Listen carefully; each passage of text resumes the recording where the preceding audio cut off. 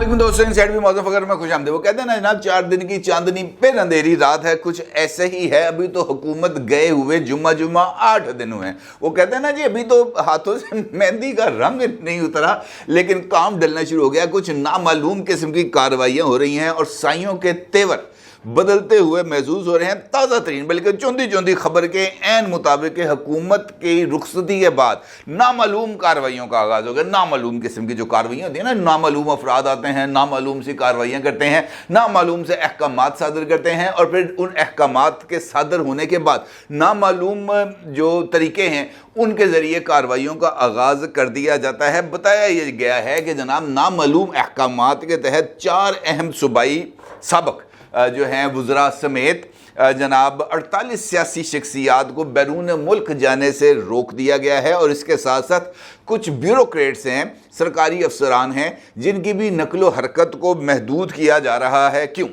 ये एक बड़ा इंपॉर्टेंट सवाल है कि जनाब, अभी तक तो वो मैंने आपको बताया ना कि हुकूमत के जाने के बाद ये फाइलें शाइलें अभी लोग सीधे करें। अभी तो निगरान सेटअप आ गया, निगरान सेटअप अभी केयर टेकर जो है वो चीफ मिनिस्टर आ गए, केयर टेकर प्राइम मिनिस्टर आ गए। अभी तक तो उन्होंने अपनी जो काबीनाएँ हैं वही अभी तक मुकम्मल नहीं की हुई जब तक मैं ये वीडियो रिकॉर्ड कर रहा हूँ। लेकिन उसके बावजूद भी अगर इस तरह के अहकामात सादर हो जाएँ तो फिर सवाल पैदा होता है ना जनाब, ये अहकामात क्यों सादर किए गए, कहाँ से आए ये अहकामात, किस वजह से ये जो लोगों को नो फ्लाई लिस्ट में शामिल किया जा रहा है, इनके ऊपर इल्ज़ामात के, इन तमाम चीज़ों को मंजर आम पर आना चाहिए। और यही वो सवाल है जिसका जायज़ा लिए जाना बहुत ही ज़्यादा ज़रूरी है। इस सवाल का जायज़ा लेते हैं और उन नामालूम अहकामात को सादर करने वालों को तलाश करने की कोशिश करते हैं। लेकिन उससे पहले भी मसला ये है कि हमारे मुल्क के अंदर मसाइल इतने ज़्यादा हैं, इश्यूज इतने ज़्यादा हैं कि समझ में नहीं आते, क्योंकि एक तरफ अंधी तकलीद है, एक तरफ अंधी मोहब्बत है। इन दोनों के दरमियान हम फंस के चले गए। अब जब आपको पता है कि ये जो मोहब्बतों वाले मामलात होते हैं ये भी बड़े ख़तरनाक होते हैं, और अगर मोहब्बत अंडर ट्रायल आ जाए और फिर मोहब्बत को अपनी जो मौजूदगी है या इस बात के सबूत जो हैं वो उनको देने पड़ेंगे, जनाब आपके लिए जो चाहत है हमारे दिल में वो हर एक शक व शुबे से बालातर है, और फिर मोहब्बत को बार बार इस कसौटी से गुजरना पड़े तो फिर बड़ी एक अजीबोगरीब किस्म की सिचुएशन पैदा हो जाती है। और इसी सिचुएशन का इजहार इस वक्त जो इमरान खान साहब हैं या उनकी जमात है वो बार बार चाहती है सुप्रीम कोर्ट ऑफ पाकिस्तान से। और उनका ये मानना है कि जनाब हमें किसी और जगह से कोई फैज़ मिले ना मिले, लेकिन इस फैज़ की बदौलत जो हमें सुप्रीम कोर्ट ऑफ पाकिस्तान से मिलेगा हमें कुछ और नहीं चाहिए। लिहाजा वो जो सुप्रीम कोर्ट ऑफ पाकिस्तान है किसी न किसी हीले बहाने के ज़रिए वो जो चौखट है, वो जो दरवाज़ा है उसको खटकाया जाता है कि जनाब कहीं वो दरवाज़ा खुले, वहाँ से शक्ल नमूदार हो और वो ये कहे जनाब गुड टू सी यू, क्योंकि इसके बगैर भी अब चारा कोई नहीं है। अदरवाइज़ जो हालात बड़े ज़्यादा ख़राब है ना, आपको पता है कि दरख्वास्त दी जनाब हमें अटक जेल से डैला जेल मुंतकिल किया जाए, दरख्वास्त जो है वो समात के लिए मुकर्रर हो गई लेकिन समात नहीं हुई। फिर जनाब दरख्वास्त ये आई कि जनाब मेरी ज़मानत ली जाए, दरख्वास्त समात के लिए जो है मंजूर हुई, ज़मानत नहीं हुई अभी तक। फिर दरख्वास्त आई कि जनाब ये तोशा खाना केस के अंदर जो 3 साल की सज़ा दी गई है इस के ख़िलाफ़ जो अपील है वो की जा रही है कि जनाब मुझे जो सज़ा दी गई है वो गलत है। दरख्वास्त लग गई लेकिन समात नहीं हुई। और आज भी ऐसे ही था। इन तमाम दरख्वास्तों का जिनका मैं आपके साथ जिक्र कर रहा हूँ, इस्लामाबाद हाई कोर्ट में इसकी समात होनी थी। जस्टिस आमिर फारूक साहब की सरबराही में 2 रुकनी बेंच ने इसकी समात करनी थी, लेकिन ख़राबी तबाह की बाइस जनाब चीफ जस्टिस साहब आमिर फारूक साहब आज अदालत नहीं आए, जिसकी वजह से इन दरख्वास्तों की समात जो है वो मुलतवी हो गई है अभी गैर मुअय्यना मुद्दत के लिए। गैर मुअय्यना मुद्दत के लिए इस वजह से कि जब तक वो वापस आएंगे ये केस दोबारा फिक्स होगा, उसकी कोई तारीख जारी होगी तभी पता चलेगा। आज के दिन में इसके अभी तक किसी तारीख का तयन नहीं हो सका। अब इस अरसे में इमरान खान साहब के लिए जेल में रहना, कैदोबंद की सहूबतें बर्दाश्त करना बहुत ही ज़्यादा मुश्किल काम है। लिहाजा वो जो मैंने आपको कहा ना दर दौलत, उसको खटखटाना बहुत ही ज़्यादा ज़रूरी था। तो एक दरख्वास्त है जो सुप्रीम कोर्ट ऑफ पाकिस्तान में आर्टिकल 184(3) के तहत, और ये वही आर्टिकल है 184(3)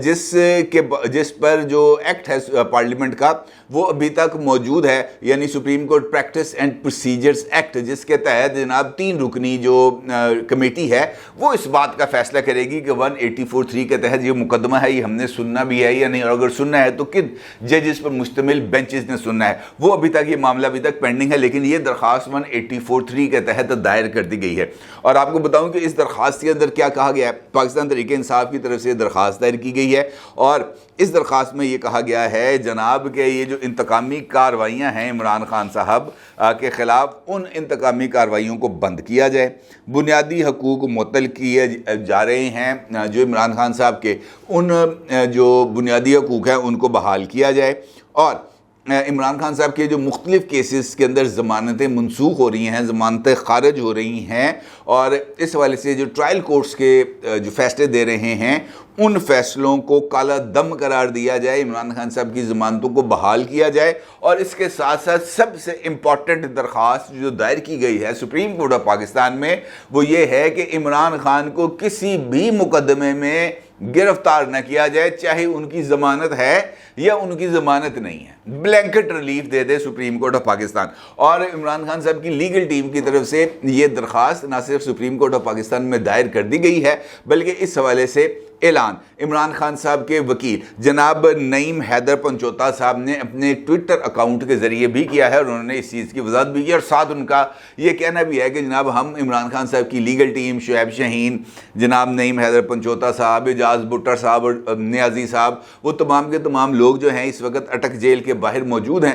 لیکن ابھی تک ان کی عمران خان صاحب سے ملاقات نہیں ہوئی۔ یہ جو آپ کو پتہ ہے لمحہ بلمحہ اپڈیٹ کرنے کا جو سلسلہ ہے وہ جاری تھا، اور اس کے اوپر ابھی تک کوئی جو ہے وہ اونچ نیچ نہیں ہو سکی۔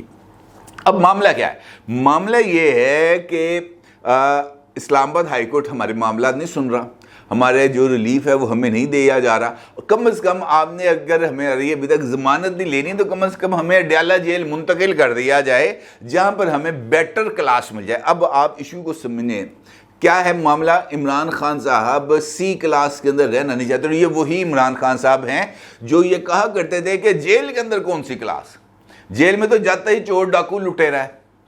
جیل کے اندر تو مجرم جاتا ہے، جیل کے اندر تو قاتل جاتا ہے، جیل کے اندر تو دہشت گرد جاتا ہے۔ یہ میں اب نیا نہیں کہہ رہا، یہ عمران خان صاحب کہہ رہے ہیں کہ جیل کے اندر کیسی کلاس، مجرموں کے اندر کون سی کلاسیفیکیشن کہ جناب یہ اچھا مجرم ہے، یہ چھوٹا مجرم ہے۔ مجرم تو مجرم ہوتا ہے، ایک دو نہیں ایک پاکستان۔ یہ عمران خان صاحب کے اصول ہے، میں اپنی طرف سے یہ بات نہیں کہہ رہا۔ اس کا مطلب یہ ہے کہ اب وہ اصول جب عمران خان صاحب کی باری آئی ہے تو وہ اصول ویریٹ کر رہے ہیں، وہ جناب بدل رہے ہیں، ان کے اندر تبدیلی آ رہی ہے کہ جناب وہاں پہ ہم نے اے سی اتروانے کا فیصلہ کیا تھا۔ شیر افضل مروت صاحب کہتے ہیں عمران خان کے وکیل کہ جناب وہ جو اے سی ہٹانے کا فیصلہ تھا عمران خان کا وہ غلط تھا، کیونکہ اس وقت عمران خان کو پتہ نہیں تھا، عمران خان کا سیم پیج موجود تھا، اور عمران خان صاحب یہ سمجھتے تھے کہ یہ سیم پیج ان کے ساتھ تا حیات رہے گا، لہٰذا اس سیم پیج کو انجوائے کرتے ہوئے احکامات دیتے تھے، ان کی خواہشات ہوتی تھیں، ان خواہشات کی تعمیل کر دی جاتی، عمران نے اے سی ہٹا دو، اگلے دن جناب اے سی ہٹ جاتے تھے۔ وہ کہتے تھے فلاں بندہ جو ہے مجھے اچھا نہیں لگتا، اس کو جیل میں ہونا چاہیے، یہ رانا ثناء اللہ کو میں مونچھوں سے، ان کے الفاظ ہیں، مونچھوں سے پکڑ کے اس کو میں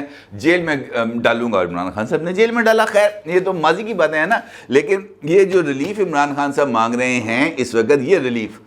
مجھے نہیں لگ رہا کہ ابھی فوری طور پر عمران خان صاحب کو ملنے کا کوئی امکان موجود ہے۔ عمران خان صاحب نے یہ جو محبت کا ایک اور امتحان لینے کا فیصلہ کیا ہے، اس کے اوپر درخواست دائر ہوئی ہے، دیکھنا یہ ہے کہ اب اس کے اوپر نمبر لگتا ہے یا نمبر نہیں لگتا، یہ ایڈمٹ ہوتی ہے ایڈمٹ نہیں ہوتی، اور سب سے بڑھ کر یہ کہ اس کے اوپر بینچ کون سا بنتا ہے، اور اس بینچ کے اندر کون کون سے لوگ شامل ہوتے ہیں، اور یہ جو درخواست دی گئی ہے، اس درخواست کے لگنے کے ساتھ جیسے ہی یہ درخواست ایڈمٹ ہوگی تو اس کے ساتھ ایک سپلیمنٹری درخواست بھی تیار کر لی گئی ہے، ایک ضمنی درخواست بھی تیار کر لی گئی ہے، جس میں ڈائریکشنز مانگی جائیں گی اسلام آباد ہائی کورٹ کے لیے، اور ان سے کہا جائے گا کہ جناب یہ ذرا عمران خان صاحب کی جو ضمانت ہے اور عمران خان صاحب کی اڈیالہ جیل منتقلی ہے، اس کو بھی ذرا تھوڑا سا تفصیل کے ساتھ ذرا اس کو جلدی سے دیکھ لیں تو یہ ہمارے لیے زیادہ بہتر ہوگا، کیونکہ ان کو پتہ ہے، دیکھیں ہر ایک بندے کو اس وقت اندازہ ہے کہ یہ جو کھیل کھیلا گیا تھا یہ اب ان کے ہاتھ سے نکل جائے گا، اس کے اندر کوئی دو رائے نہیں، ان کو پتہ ہے۔ اب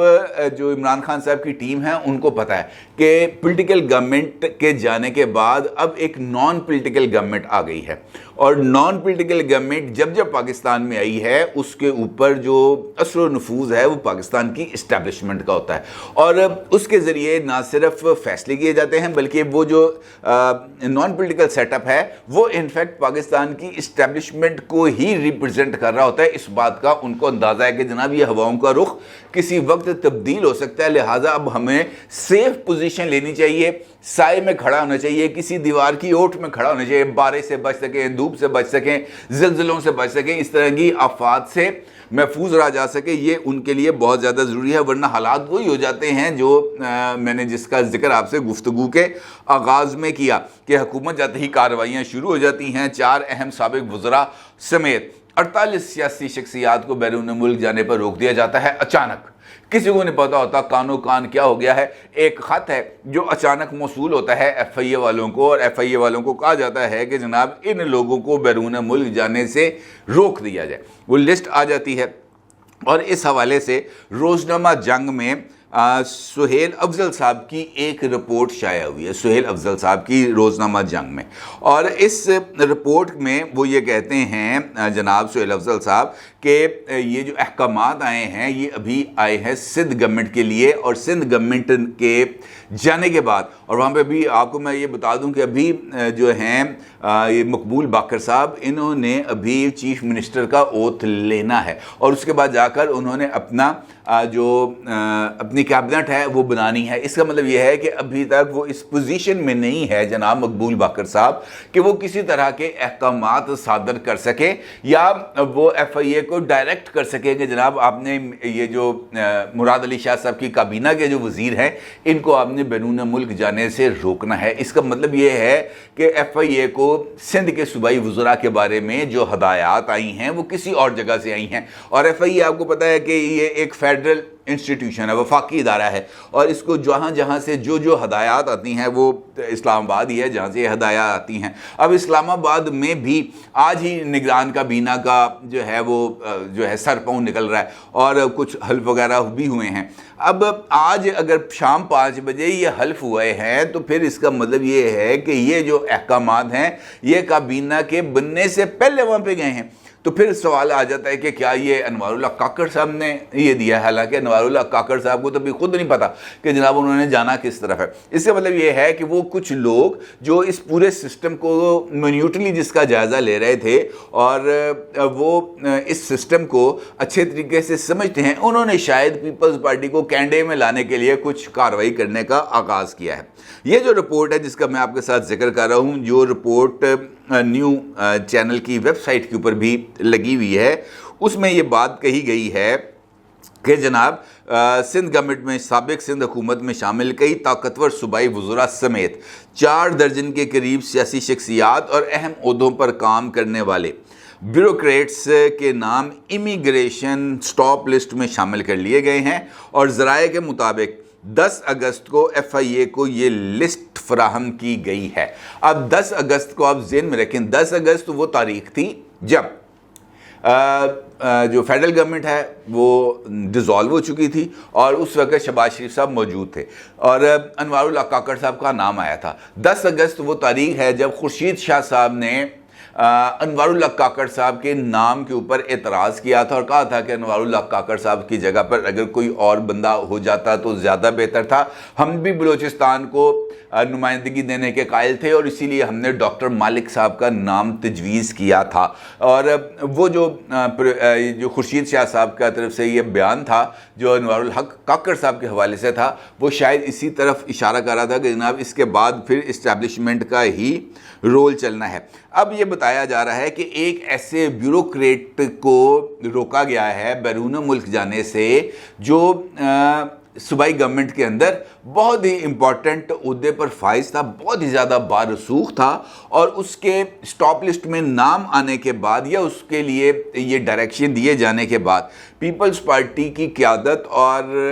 جو ان کے لیڈرز ہیں وہ بہت زیادہ پریشان ہے کہ جناب یہ جو ہواؤں کا رخ ہے یہ اچانک بدلا ہے، تو یہ کیوں بدلا ہے، اور کیا اس چکر کے اندر ہمارا بھی تو نمبر نہیں لگنے والا۔ دیکھیں یہ جو حالات ہیں نا، یہ کسی بھی لمحے، میں نے اس وجہ سے تمام چیزوں کو آپ کے سامنے کوٹ کیا ہے جس جگہ سے یہ انفارمیشن موجود ہے. اس کا مطلب یہ ہے کہ جنگ جیسا اخبار، کیونکہ میں نے خود بھی کام کیا وہاں پہ، مجھے اس بات کا اندازہ ہے کہ وہاں پر جو خبر آتی ہے وہ کس قدر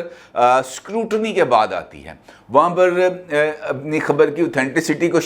جو ہے ثابت کرنے کے لیے رپورٹر کو کس کس پیمانے سے گزرنا پڑتا ہے، مجھے اس کا اچھے طریقے سے اندازہ ہے. لہٰذا یہ خبر تو میں یہ کہہ ہی نہیں سکتا کہ یہ والی خبر غلط ہوگی، اور یہ بھی نہیں میں کہہ سکتا کہ اس خبر کے بارے میں کسی طرح کے کوئی شکوک و شبہات ہو سکتے ہیں. البتہ یہ بات ضرور ہے کہ اس خبر میں اس بات کا ذکر نہیں کیا گیا کہ ایف آئی اے کو یہ جو ہدایات کی گئی تھی، جس کا ذکر انہوں نے کیا ہے کہ 10 اگست کو ان کو یہ انفارمیشن ملی تھی، یہ لیٹر ملا تھا، تو انفیکٹ اس سارے عمل کے اوپر پروسیس کا آغاز کب سے ہوا تھا، اور سب سے بڑھ کر یہ کہ احکامات صادر کیے تھے تو وہ کون تھا. میرا یہ خیال ہے کہ یہ لیٹر بے شک ان کو 10 تاریخ کو ملا، لیکن اس کے اوپر یہ جو کارروائی کا عمل ہے یہ ذرا تھوڑا سا لیٹ شروع ہوا، اور یہ وہی نامعلوم قسم کے احکامات ہوتے ہیں جو عمومی طور پر صادر کیے جاتے ہیں پولیٹیکل بارگیننگ کے لیے. اب دیکھنا یہ ہے کہ یہ پولیٹیکل بارگیننگ اب یہ جو کیئر ٹیکر سیٹ اپ ہے اس کو ایکسیپٹ کرانے کے لیے ہوگی یا بو ڈاؤن کرانے کے لیے ہوگی، کیونکہ مجھے ایسا لگ رہا ہے کہ یہ جو اگلے کچھ دن ہیں، خاص طور پر اگست کے اینڈ تک یا سپٹمبر کے شروع تک، یہ بہت زیادہ امپورٹنس کے حامل ہیں، کیونکہ انہی دنوں میں پتہ چلے گا کہ جناب یہ جو کھیل اس وقت جاری ہے اس میں واحد شکار عمران خان صاحب یا تحریک انصاف ہوں گے، یا اس میں کچھ اور پولیٹیکل فریق جس میں پیپلز پارٹی، نون لیگ وغیرہ بھی شامل ہیں، وہ بھی اس کی لپیٹ میں آئیں گے. یہی سب سے امپورٹنٹ چیز ہے، اور اس کے بعد یہ ساری کی ساری جو پولیٹیکل گیم ہے یہ کھل کے ہمارے سامنے آئے گی. اپنی رائے کا ضرور اظہار کیجیے گا. آپ کو بہت شکریہ. اللہ حافظ.